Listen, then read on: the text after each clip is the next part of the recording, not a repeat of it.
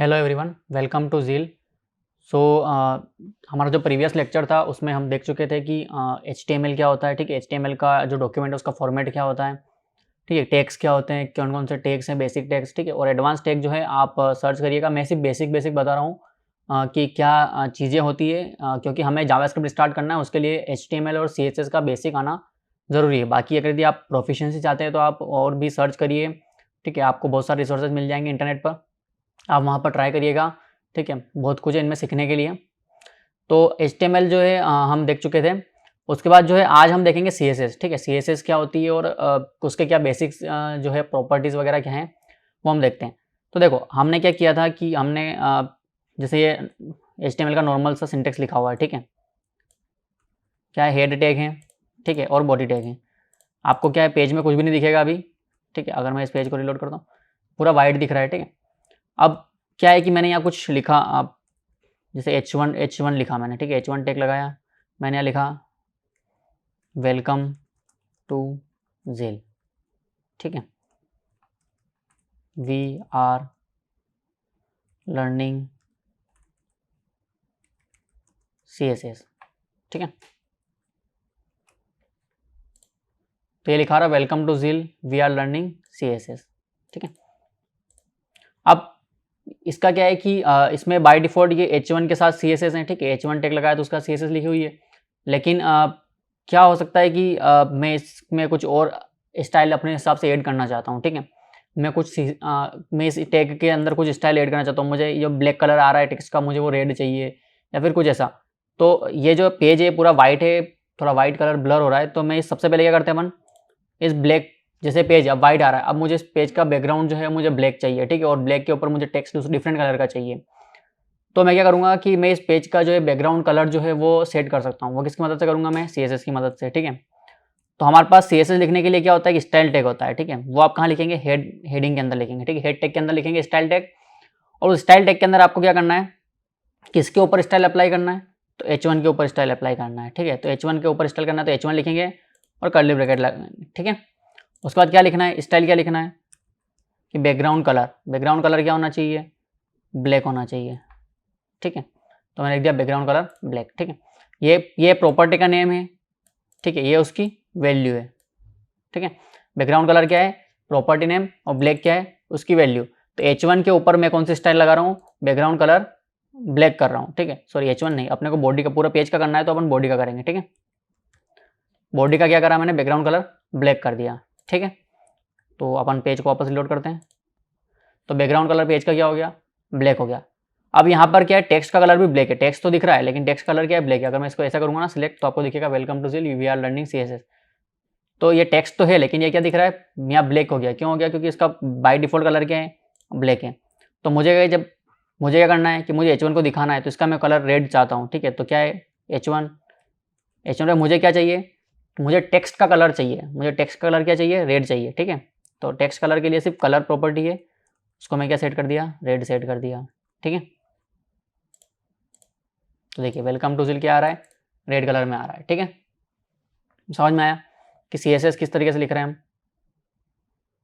ये एक्चुअल 100% ये है, पर आपको छोटा छोटा विजिबल होगा इसलिए मैं जूम कर रहा हूँ। ठीक है, welcome to Zeal, we are learning CSS। ठीक है, उसके अलावा आप बहुत सारी प्रॉपर्टीज है, जैसे कि अब यहाँ पर क्या होगा, कल मैंने आपको दिखाया था मार्जिन पेडिंग। ठीक है, मार्जिन पेडिंग क्या होती है वो हम देख लेते हैं। देखिए क्या होता है कि जैसे H1 है। ठीक है, तो ये इसका एक्चुअल टेक्स्ट है, इसमें पेडिंग बिल्कुल भी नहीं है। ठीक है, मार्जिन बॉर्डर बिल्कुल भी नहीं है, और ये मार्जिन आ रहा है कुछ। ठीक है, एक्स्ट्रा में इसके साथ क्या आ रहा है, मार्जिन आ रहा है। ठीक है, ये जो आपको ये जो ब्राउनिश कलर दिख रहा है क्या है, मार्जिन है। बॉर्डर कुछ भी नहीं है, पेडिंग कुछ भी नहीं है, और ये क्या है, इसका कंटेंट है। कंटेंट एरिया क्या है, ब्लू कलर में आ रहा है। ठीक है, पेडिंग जो है वो ग्रीनिश टाइप में आती है, और ये मार्जिन जो है इसमें आ रहा है, किस में आ रहा है, ब्राउनिश कलर में। ठीक है, अब मैं H1 क्या करता हूँ, कुछ पेडिंग सेट कर देता हूँ। ठीक है, पेडिंग, और मैंने सेट कर दिया कि 20 पिक्सल की पेडिंग रखो। कितनी पिक्सल की रखो, 20 पिक्सल की पेडिंग रखो। तो अब देखिएगा, अब थोड़ा सा चेंजेस हो जाएगा। अब ये थोड़ा नीचे भी आ गया है, क्यों आ गया है, ये देखिए, ये तो इसका कंटेंट है। उसके बाद इसमें 20 पिक्सल की पेडिंग है। ठीक है, आपको पेडिंग दिख रही है ग्रीन कलर में, ठीक है, ये क्या है, पेडिंग है इसकी। उसके बाद क्या है, बॉर्डर बिल्कुल भी नहीं है और मार्जिन कुछ हमें दिख रहा है, ठीक है, कुछ मार्जिन भी है इसके ऊपर, मार्जिन है, पेडिंग है और कंटेंट है, ठीक है। बॉर्डर आपको सेट करना है तो आप बॉर्डर भी रख सकते हैं। H1 के ऊपर मुझे बॉर्डर रखना है तो बॉर्डर प्रॉपर्टी होती है, क्या है, बॉर्डर, बॉर्डर की क्या विड्थ रखना है, मतलब क्या उसकी हाइट रखना है, हाइट विड्थ, ठीक है। तो 1 पिक्सल की मुझे बॉर्डर रखना है, ठीक है। उसके अलावा यहाँ पे बहुत सारी प्रॉपर्टीज़ होती है, ठीक है। आप सॉलिड बॉर्डर के टाइप्स हैं, आप बिल्कुल लाइनिंग वाली बॉर्डर रख सकते हैं, डैश डैश वाली बॉर्डर रख सकते हैं, डॉटेड वाली बॉर्डर रख सकते हैं, ठीक है, बहुत सारी है। तो जैसे ये सॉलिड है और उसका कलर क्या होना चाहिए, कलर मैंने कहा दिया वाइट होना चाहिए, ठीक है। तो बॉर्डर बॉर्डर क्या हो गया, बॉर्डर 1 पिक्सल की बॉर्डर हो गई। ये कौन सा उसका क्या हो गया, उसकी स्टाइल क्या हो गई, सॉलिड हो गई, और उसका जो कलर है वो क्या हो गया, वाइट हो गया, ठीक है। तो अब आपको बॉर्डर भी दिखेगी, देखिए 1 पिक्सल की बॉर्डर दिख रही है आपको वाइट कलर की, ठीक है। तो आपने अगर यहाँ पे आप इसको थोड़ा देखेंगे तो आपको क्या दिखेगा, सबसे पहले सबसे अंदर क्या होता है, कंटेंट होता है, उसके ऊपर पेडिंग होती है, ठीक है। आप यहाँ पे देख सकते हैं, ये देखिए, ये जो चीज़ आप यहाँ देख रहे हैं, ये क्या कह रहा है, ये सबसे पहला कंटेंट है। कंटेंट के बाद क्या होता है, देखो कंटेंट है, ठीक है। कंटेंट के अलावा क्या होता है, पेडिंग, पेडिंग के ऊपर क्या होती है, बॉर्डर, और बॉर्डर के ऊपर क्या आता है, मार्जिन, ठीक है। मार्जिन क्या होता है, मार्जिन हमेशा जो भी आप अप्लाई करेंगे तो वो क्या होगा, बॉर्डर के बाहर लगेगा, फिर बॉर्डर आएगी, उसके बाद पेडिंग आएगी, एंड देन कंटेंट रहेगा, ठीक है। इनर मोस्ट क्या रहेगा, कंटेंट रहेगा, ठीक है। तो मैं 20 पिक्सल की पेडिंग लगाई थी तो यहाँ पे आपको 20 दिख रहा है, ठीक है। बॉर्डर 1 पिक्सल की है और मार्जिन 21.44 पिक्सल का बाय डिफॉल्ट है H1 के साथ, ठीक है। तो आपको अगर यदि ये मॉडल ओपन करना है CSS लगाते हो, ठीक है, तो आप कुछ मत करिए, राइट क्लिक करिए और लास्ट में आपको इंस्पेक्ट दिखेगा, उस पर आप क्लिक कर दीजिए, ठीक है। तो वो आपको ओपन करके दे देगा, ठीक है। ये आपको ऐसा इसको बॉक्स मॉडल खुल जाएगा, तो आप वहाँ पे सारा देख सकते हैं कि आपकी मार्जिन कितनी है, पेडिंग कितनी है, बॉर्डर कितनी है, ठीक है, एलिमेंट किस तरीके से फ्लो हो रहा है, ठीक है। बॉर्डर देख लिया अपन ने, ठीक है, margin, पेडिंग, border.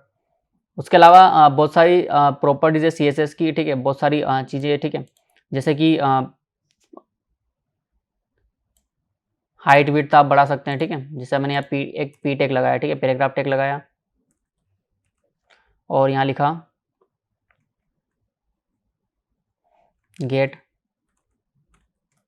Eight ZIL is best institute for GATE preparation, GATE CS preparation, ठीक है, ये लिखा। अब आपको पी जो टैग है वो नॉर्मली किस तरीके से दिखेगा,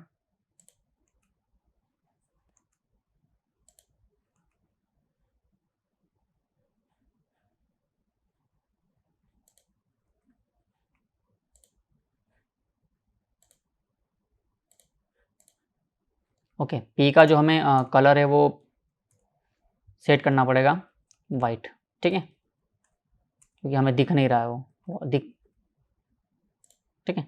तो GATE at ZIL is best institute for GATE preparation, ठीक है।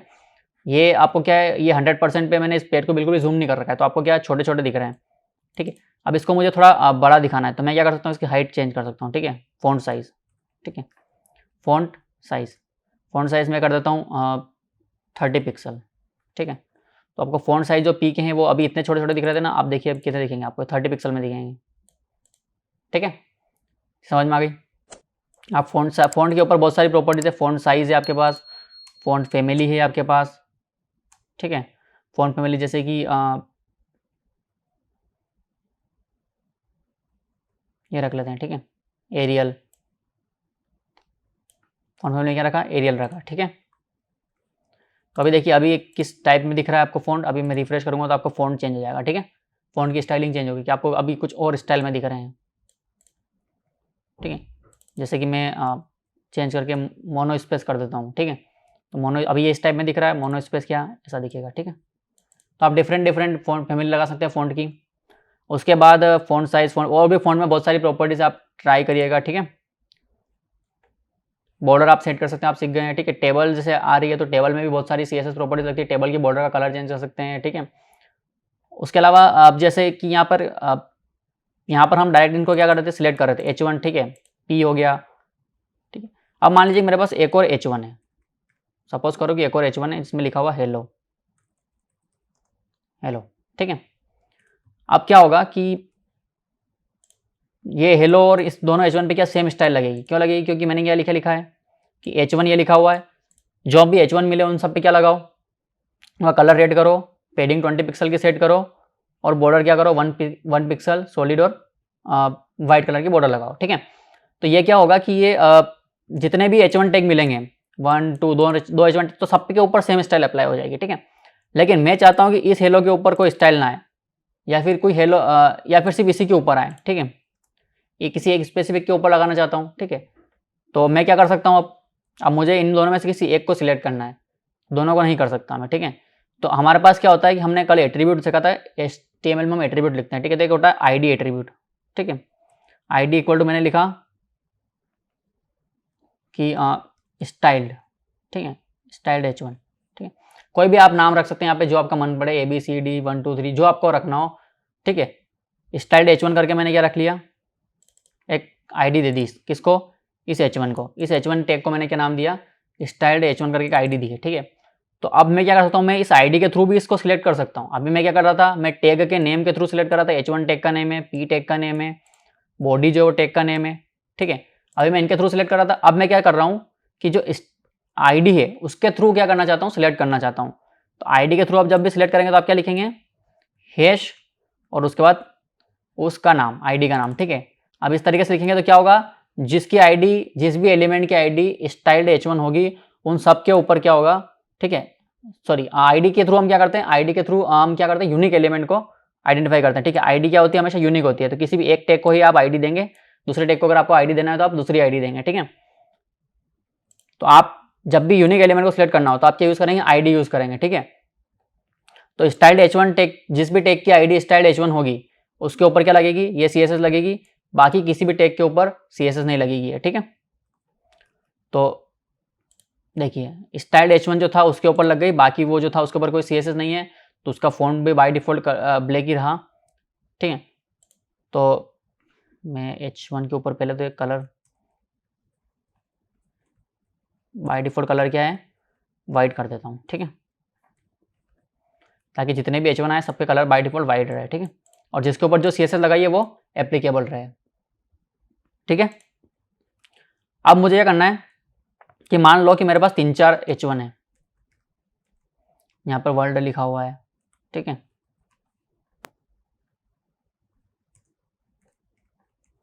यहाँ पर लिखा हुआ है ज़ील कंप्यूटर्स, ठीक है। ऐसे 3-4 मेरे पास है। अब इन सब में से मैं क्या चाहता हूँ, मैं 2 पे चाहता हूँ कि मेरे पास वो लग जाए, क्या स्टाइल्ड H1 वाली जो आईडी वो है CSS है वो लग जाए। लेकिन अगर मैं आईडी लिखता हूँ तो क्या दोनों पे एप्लीकेबल होगी,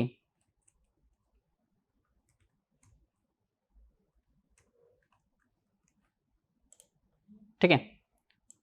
यहाँ पर CSS एप्लीकेबल जरूर हो रही है, लेकिन जब आप जावास्क्रिप्ट पे तो सिलेक्ट करेंगे, ठीक है।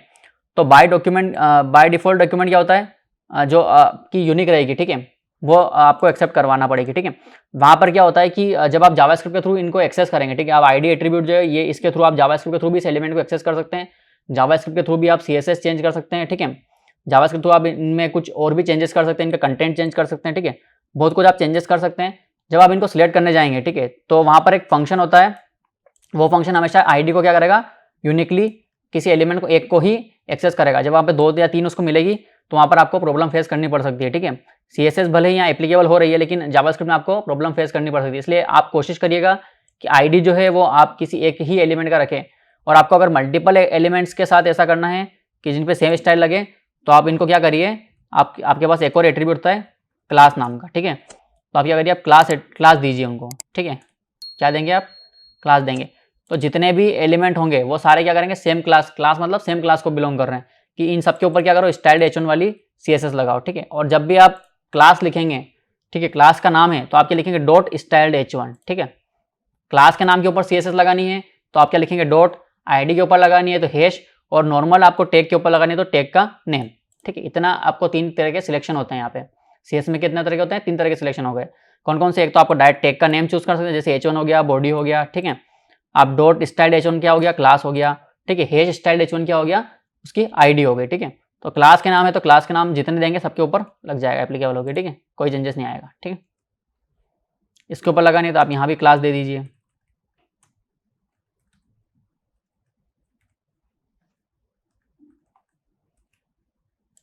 इसके ऊपर भी सेम CSS एप्लीकेबल होगी। ठीक है, समझ में आ गया आपको 3 तरह का सिलेक्शन। ठीक, उसके अलावा क्या होता है कि ये क्या हो गया, ये जो स्टाइल मैंने लिखी है सेम पेज के अंदर लिखी है। ठीक है, ये इसी पेज के अंदर लिखी है, तो एक तरीका तो ये हो गया। दूसरा तरीका क्या है कि मैं यहाँ पर लिखने की बजाय यहाँ पर भी लिख सकता हूँ। उसके अलावा मैं क्या कर सकता हूँ, जैसे मुझे इसको कुछ स्पेसिफिक इसी एलिमेंट को देना और कहीं मुझे किसी को और CSS कोई चेंजेस नहीं करना है। ठीक है, मेरे पास हो सकता है मल्टीपल P टैग हो। ठीक है, ठीक है, जैसे कि ये P टैग 2 हो गया। ठीक है, तो मैं क्या चाहता हूँ कि मैं सिर्फ इसी P को कुछ स्टाइल देना चाहता हूँ। ठीक है, इसकी तो मैं यहाँ पे एक स्टाइल एट्रीब्यूट भी लगा सकता हूँ। ठीक है, इसको कहते हैं इनलाइन स्टाइलिंग। ठीक है, इसको क्या कहते हैं, इनलाइन स्टाइलिंग। उसी लाइन के अंदर मुझे कुछ स्टाइल लगानी है तो मैं क्या कहूँगा, इनलाइन स्टाइलिंग। यहाँ पर क्या लिख सकते हैं आप, यहाँ पर आप प्रॉपर्टी का लिख सकते हैं। जैसे मैंने लिखा इसका मुझे कलर चेंज करना है, कलर मुझे चेंज करना है कि इसका ब्लू हो जाए। ठीक है, तो इस तरीके से आप लिख सकते हैं। देखिए आप क्या लिखेंगे, कलर जो प्रॉपर्टी का है वो लिखेंगे, कॉलन लगाएंगे, देन उसकी वैल्यू लिखेंगे एंड देन सेमीकोलन लगाएंगे। ठीक है, तो एक वैल्यू, एक प्रॉपर्टी वैल्यू का कॉम्बिनेशन ये हो गया है। आपको दूसरी कोई प्रॉपर्टी अप्लाई करनी है, जैसे फॉन्ट साइज, तो आप फॉन्ट साइज लिखिए और 50 पिक्सल कर देते हैं इसका। ठीक है, तो ये होगी इनलाइन स्टाइलिंग। ठीक है, मैंने 2 प्रॉपर्टी लगाई यहाँ पे, कलर ब्लू और फॉन्ट साइज कितनी होनी चाहिए, 50 पिक्सल। ठीक है, तो इसको हम रिफ्रेश करते हैं तो देखिए ये सिर्फ इसी एलिमेंट की क्या हो गई, स्टाइल चेंज हो गई। उसे क्या कहते हैं हम, इनलाइन स्टाइलिंग। ठीक है, इस एट्रीब्यूट के थ्रू अगर आप स्टाइल लगाते हैं, स्टाइल एट्रीब्यूट के थ्रू अगर आप कुछ लिखते हैं स्टाइलिंग, तो क्या कहलाएगी, इनलाइन स्टाइलिंग कहलाएगी। ठीक है, और ये क्या है, इंटरनल स्टाइल शीट। ठीक है, स्टाइल टैग के अंदर आप जब भी लिखते हैं तो इंटरनल स्टाइल शीट कहलाती है। ठीक है, कि उसी पेज के अंदर मैंने क्या लिखा है, स्टाइल लिखी है। नेक्स्ट अब तीसरा तरीका भी होता है यहाँ पर स्टाइल लगाने का, कि आप CSS की क्या करें, सेपरेट फाइल बना लें। ठीक है, जैसे मैं यहाँ पे एक नई फाइल बना लेता हूँ, style.css। ठीक है, ये क्या एक सेपरेट फाइल है और ये CSS जो है मैं क्या करता हूँ, उठाकर वहाँ रख देता हूँ। ठीक है,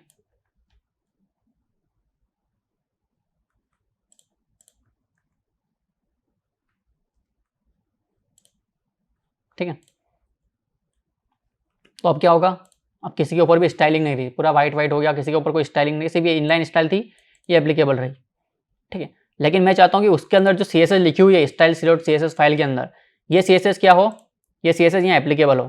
ठीक है, तो मैं क्या करना पड़ेगा, उस चीज़ को इस फाइल के अंदर इंक्लूड करना पड़ा। ठीक है, तो मैं क्या लिखूँगा, लिंक टैग होता है हमारे पास। ठीक है, यहाँ पर एक एट्रीब्यूट है रिलेशन इक्वल टू क्या लिखेंगे हम, स्टाइल शीट।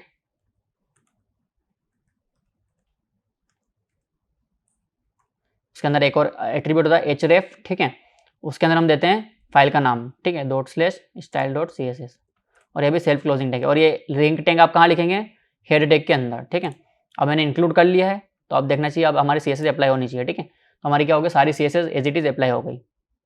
ठीक है, तो आप चाहें तो सेपरेट CSS फाइल लिख सकते हैं, उसके अंदर आपको जो स्टाइल लिखना है उस तरीके से आप लिख सकते हैं। ठीक है, एक सिलेक्शन हमारे पास कौन सा है,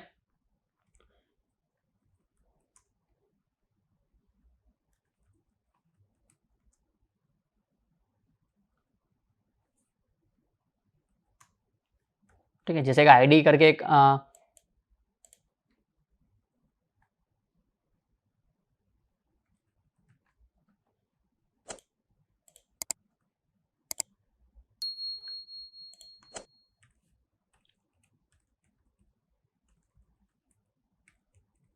ठीक है, देखो मैंने इस एलिमेंट की मैंने ID क्या दी है, हेलो दी है। हेलो पे क्या लिखा हुआ है, हेलो ID पे मैंने क्या CSS लगाई है, उसका कलर क्या हो, गोल्डन रोड हो जाए। ठीक है, तो ये देखिए इसका कलर चेंज हो गया गोल्डन रोड से। ठीक है, व्हाइट कलर था पहले, अब गोल्डन रोड हो गया। ठीक है, तो आपको CSS में क्या होते हैं, 3 तरह की आपके पास स्टाइलिंग अप्लाई करने के तरीके हैं। आप इनलाइन लिख सकते हैं यहाँ इस तरीके से, या फिर आप स्टाइल टैग लगा के उसके अंदर लिख सकते हैं, या फिर आप क्या कर सकते हैं, आप सेपरेट फाइल लिखिए उसके अंदर लिंक कर सकते हैं। ठीक है, 3 तरीके हो गए आपके पास। सिलेक्शन के 3 तरीके हैं, आप टैग का नेम डायरेक्टली यूज़ कर सकते हैं, जैसे बॉडी टैग करा हुआ है। आप क्लास का नेम यूज़ कर सकते हैं, .style.h1 लिखा हुआ है। आप ID का यूज़ कर सकते हैं, #hello। और जब भी आप ID का यूज़ करें ध्यान रखिए कि आपने ID किसी एक एलिमेंट को ही दी हो, ज़्यादा को ना दी हो। ठीक है, अदरवाइज आपको जावास्क्रिप्ट में प्रॉब्लम फेस करनी पड़ सकती है। ठीक है, और भी बहुत सारी प्रॉपर्टीज़ है, आप बॉर्डर, मार्जिन, पेडिंग, ठीक है, आप बहुत सारी प्रॉपर्टीज लगा सकते हैं। आपके पास CSS में एनिमेशंस होते हैं, आपके पास डिफरेंट काइंड के बहुत सारी चीज़ें होती है CSS के अंदर। आप ट्राई करिएगा, आपको बहुत कुछ सीखने को मिलेगा CSS में। ठीक है, उसके अलावा मैं CSS में कुछ और बताता हूँ, जैसे मैंने आपको बताया था ब्लॉक लेवल एलिमेंट, एंड जैसे ये सारे ब्लॉक लेवल एलिमेंट्स हैं, ठीक है। तो ये नेक्स्ट ये पूरा कवर, आप बॉर्डर लगाएंगे तो आपको पता लगा कितनी एरिया वो कवर कर रहा है, ठीक है। कंटेंट जो एरिया रहता है उसके ऊपर बॉर्डर लगती है। तो आप देखिए ये जो वेलकम टू ज़िल लिखा हुआ है, ये कंटेंट यहाँ तक जा रहा है, तो इसका जो बॉर्डर है वो कहाँ आई है, कंटेंट के बाहर आई है, ठीक है। तो आप बॉर्डर लगाएंगे तो आपको पता चलेगा उसकी टोटल वो कितना एरिया कवर अप कर रहा है, ठीक है। तो ये सारे क्या है कि ब्लॉक लेवल एलिमेंट्स है, P और क्या नाम है इसका, H1 वगैरह, ठीक है। दूसरा होता है कि जैसे आप चाहते हैं कि ये पूरा एरिया कवर कर रहा है, कि ब्लॉक लेवल एलिमेंट तो क्या हमेशा ही पूरा एरिया कवर करेगा, ज़रूरी तो नहीं है। मैं चाहता हूँ कि ये ब्लॉक लेवल एलिमेंट इस लाइन में 3 ब्लॉक आ जाएं, ठीक है, ऐसा भी मैं चाह सकता हूँ। तो आप ऐसा भी कर सकते हैं। तो आपको क्या करना पड़ेगा, आपके पास फिर उसके लिए क्या CSS की अलग अलग स्टाइलिंग लगती है, ठीक है। तो सबसे पहले क्या करता हूँ कि मैं इन चारों, जैसे चारों H1 है, चारों H1 में चाहता हूँ कि एक ही लाइन में आए, ठीक है। तो मैं इनको पहले ग्रुप कर देता हूँ एक div टैग में, ठीक है। मैंने क्या किया, इन चारों को पहले एक सिंगल ब्लॉक लेवल एलिमेंट में ग्रुप कर दिया, ठीक है। इन चारों को सिंगल ब्लॉक लेवल एलिमेंट में ग्रुप कर दिया। अब मैं क्या चाहता हूँ कि इस div के ऊपर स्टाइल लगाऊँ, ठीक है। इस div के अंदर चारों हैं, ठीक है। तो एक div पूरा हो गया, उस div के अंदर ये चारों हैं। अब मैं चाहता हूँ कि चारों एक ही लाइन में आ जाएं, तो उसके लिए मुझे अलग से CSS लिखनी पड़ेगी, ठीक है। तो मैं div के ऊपर CSS लिखता हूँ।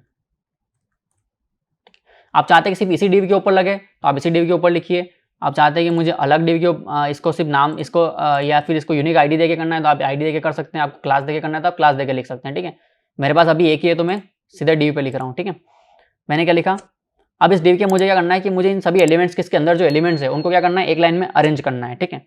तो मैं आपको यहाँ पे होता है फ्लेक्स बॉक्स करके, ठीक है, प्रॉपर्टी, तो डिस्प्ले फ्लेक्स, ठीक है। आप देखते हैं क्या होता है इससे। देखिए चारों एक लाइन में आ गए। बाय डिफॉल्ट उनका जो वो था कंटेंट था उसके हिसाब से उनकी विड्थ सेट हो गई, ठीक है।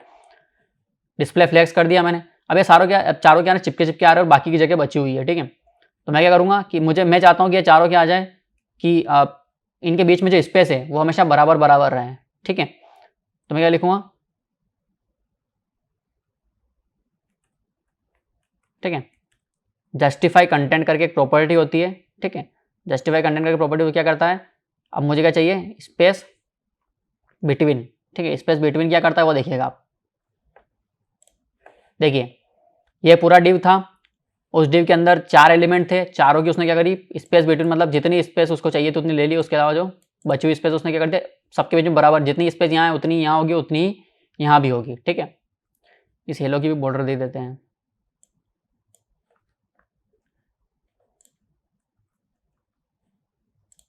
ठीक है। चारों सेम हो गए।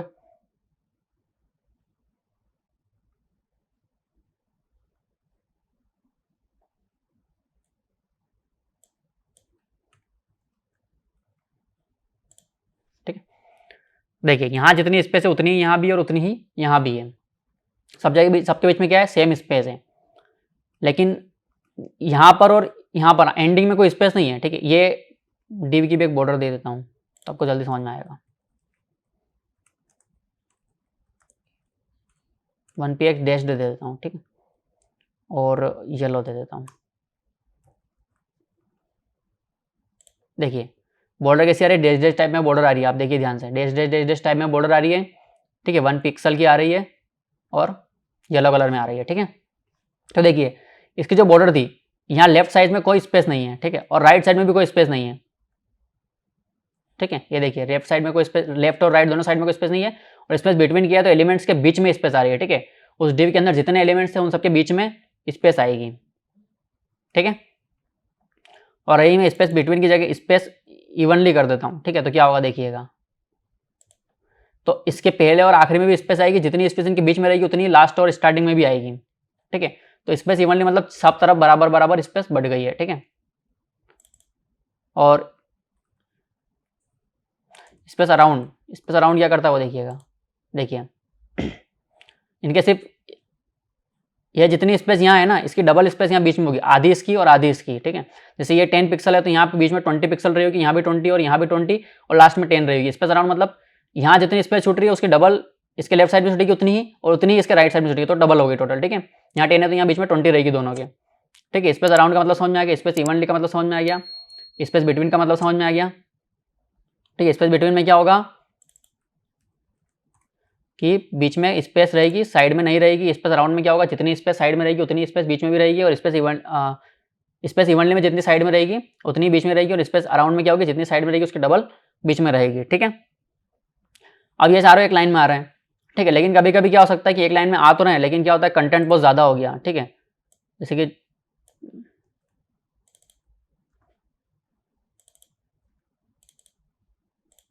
कंटेंट बहुत ज़्यादा हो गया, ठीक है, इसके अंदर से कुछ भी लिखा हुआ है, ठीक है।